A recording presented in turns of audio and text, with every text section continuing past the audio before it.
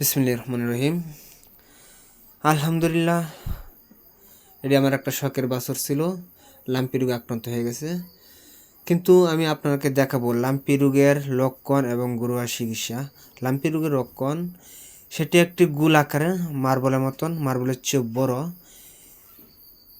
গরুর স্কিনের উপর একটা আকার মতন হয়ে যায়, আস্তে আস্তে সেটা কুরল হয়ে যায়, কুরল হয়ে চামড়া উঠে যায়, তখন এটা গরুর হাড্ডি মারা লেগে যায়। আর সেটার ব্যথা, গরু শরীরে জ্বর আসে এবং গরু খাইতে চায় না, তা গরু দুর্বল হয়, গরু মারা যায়।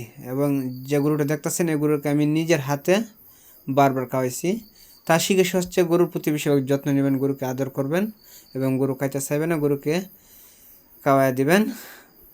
আর যে জায়গায় একটু লাম্পির মতন আক্রান্ত দেখবেন, এই জায়গায় মানে কোনো বাইরের জাতীয় যেন মশা অথবা মাছি যেন না বসতে পারে সেই জন্য কোনো মেডিসিন ব্যবহার করবেন। আমি যেটা ব্যবহার করতেছি একটা পটাশ, আর আপনারা যদি ব্যবহার করতে পারেন একটু ভালো ধরনের পটাশটা ব্যবহার করবেন, কারণ বাজারে বিভিন্ন ধরনের আছে, অনেকটা কিন্তু কাজে আসবে না। যেটা কাজে আসে এটা দিবেন, ভালো কোম্পানিটা দিবেন।